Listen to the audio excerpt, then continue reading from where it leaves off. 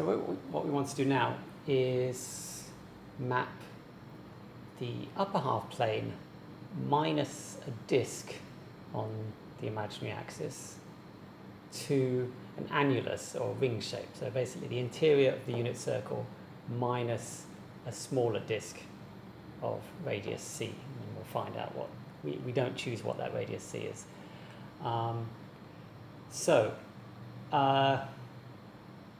We already have this basic transformation which maps the upper half plane to the interior of the unit circle. So we don't need to interfere with that. We now need to concentrate on what's happening here.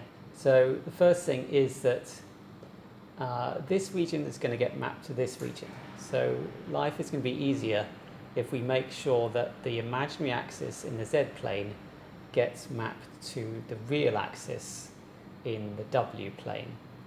And we can achieve that if, first of all, we make sure that psi is 0. This makes things easier to work out that this is going to be real. And then also we choose that z0 is pure imaginary. Then you can see that if z is imaginary, then you've got imaginary minus imaginary divided by imaginary minus imaginary. The i's cancel and we get a real number. Okay, so that will guarantee, this will guarantee anything on the imaginary axis gets transformed to the real axis. So next thing is that what we want is that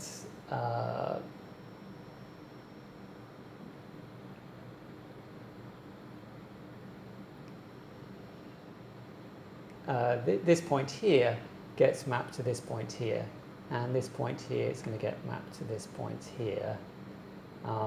It could be the other way around, but this gives us information. This tells us that this will basically give us a condition that f of I be A, whatever that is, whether it's c or minus c, but importantly it has to equal minus f of, when I map this point, it's going to go to the other point here, so f of I be minus A. Okay, so we now have that, so given this condition we now know that w is equal to psi is 0, so it's z minus iq over z plus iq. So we just substitute this result into here, and we get that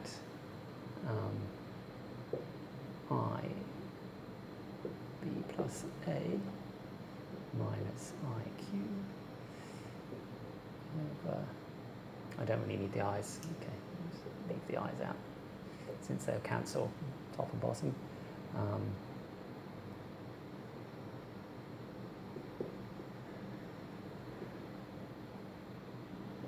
Needs to equal minus, and then the same thing.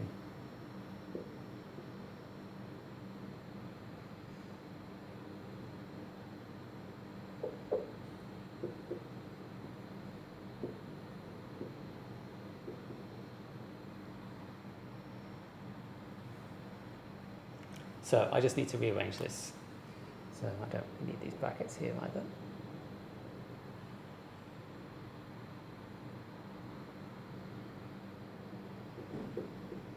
So multiplying this by this, I'm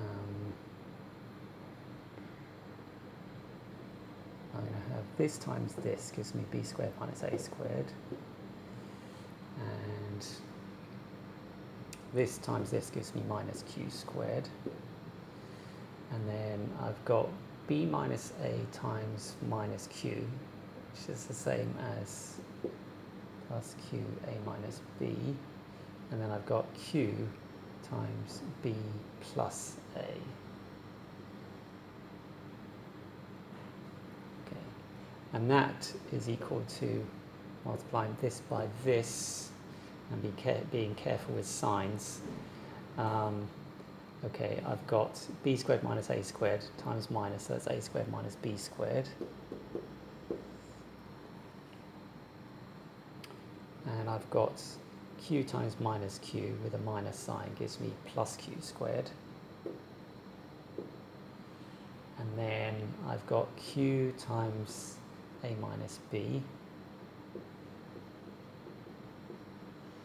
and I've got plus q times a plus b.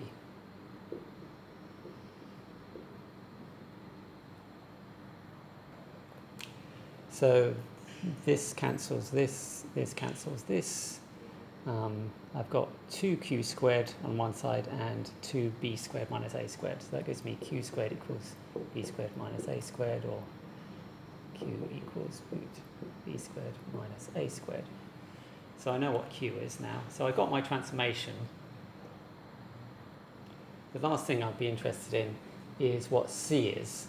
So I still don't know whether this gets mapped to c or minus c. So just to be sure, I just put mod signs around that, and that is going to be equal to c. So I can actually work out what that is explicitly using the transformation. So now my transformation is, I've got, again, I'm going to cancel out the i's. So I've got b plus a, and now I know what q is.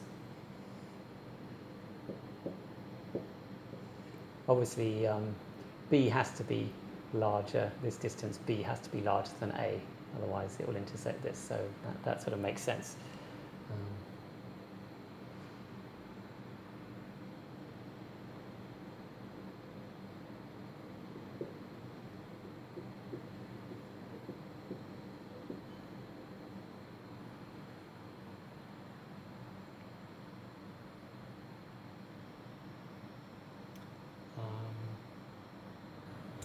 I can actually simplify this a bit by taking out a factor of, so obviously b squared minus a squared is b plus a times b minus a. I can take out a factor of root b plus a, so obviously this is b plus a squared. I can take out that factor from top and bottom, and that leaves me with this. Just trying to make it look a little bit nicer.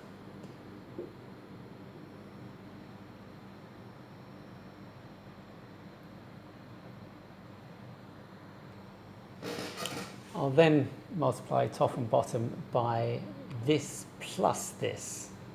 Okay, so this will give me this squared minus this squared, which is simply b plus a minus b plus a on the top, and then this thing squared on the bottom. So that thing squared on the bottom gives me this thing in the square roots, just gives me b plus a. This thing squared is plus b minus a, and finally 2 times this times this,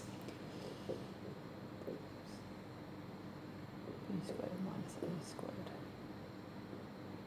Okay, so that makes things slightly simple. So that gives me 2a on the top, 2b on the bottom, and a factor of 2. So I get rid of all the factors of 2, and I've just got a over b plus root b squared, which is probably a little bit simpler than that. So you might be wondering, and this, by the way, is C. You might be wondering what this is all used for. Well, later on we'll see that if we have an electrostatics problem, for example, 2 concentric cylinders, is quite easy to solve the potential inside here. What we can do is, using this conformal map, we can use the conformal map to actually solve and find the potential at any point in this region here. So suppose we have a charged object here and a ground here, then we can find the field lines and so on of this situation here using this transformation.